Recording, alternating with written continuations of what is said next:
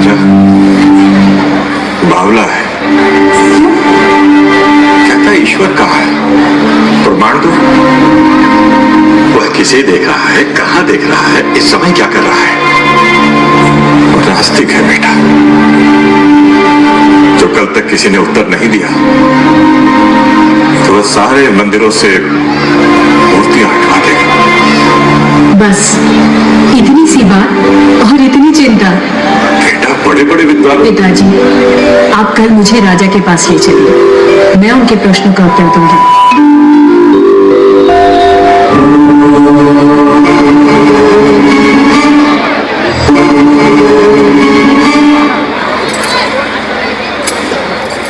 राजन, मैं प्रमाण देने के लिए तैयार हूँ, पर उससे पहले मैं कुछ चाहती हूँ। क्या चाहिए? थोड़ा दूध।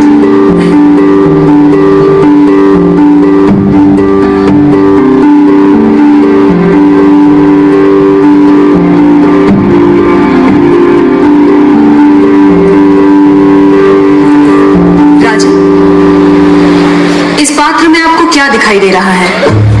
दूध? क्या दूध के अलावा कुछ और दिखाई दे रहा है? नहीं। पर मुझे तो मक्खन भी दिखाई दे रहा है। क्या आपको मक्खन दिखाई दे रहा है?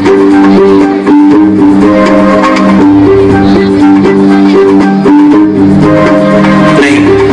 पर राजन, क्या इसमें मक्खन नहीं है?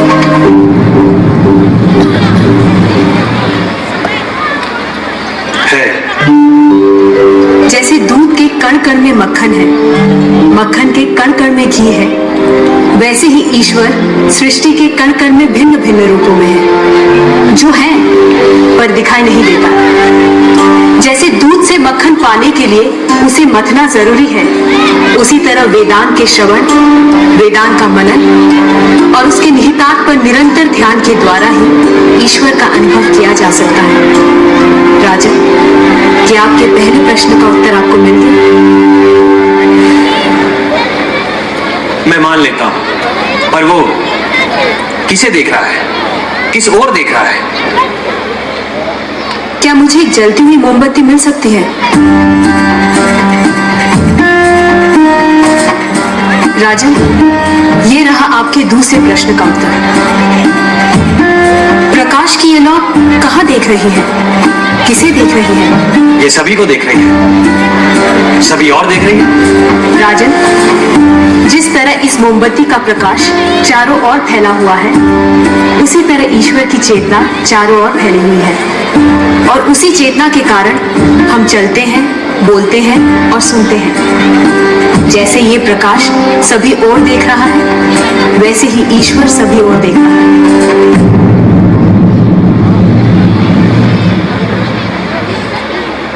अब आपका तीसरा प्रश्न। वो इस समय क्या कर रहा है? राजन, इस समय मैं आपके प्रश्नों का उत्तर दे रही हूँ, इसलिए मैं तुम्हारी गुरु हूँ और तुम मेरे शिष्य। पर मैं खड़ी हूँ और तुम बैठे हो। यदि अपने प्रश्न का उत्तर चाहते हो तो तुम्हें मुझे अपना आसन देना होगा।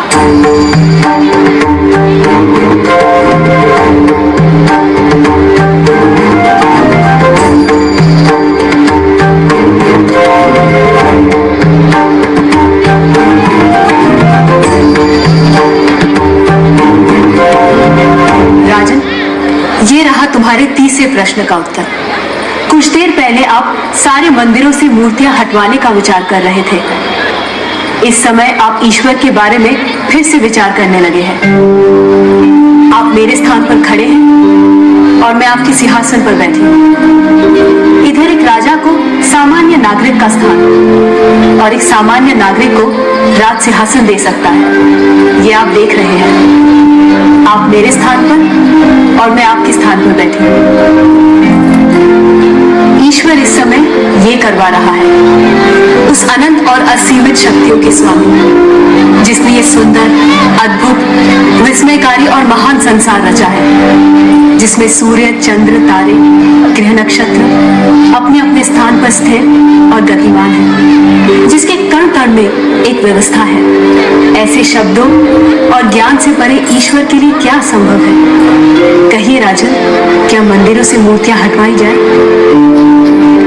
मूर्तियां तो उस ईश्वर की प्रतीक है, उनका मूर्त रूप है। वह सर्वज्ञ, सर्वशक्तिमान, सर्वव्यापी ईश्वर सर्वत्र है।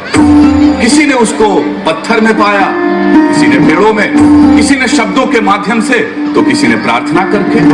वही परमात्मा अनेक नाम, रूप और गुणों में व्यक्त होता है, और कोई उन्हें अरूप और निर्गुण आत्मा के रूप में जानते हैं।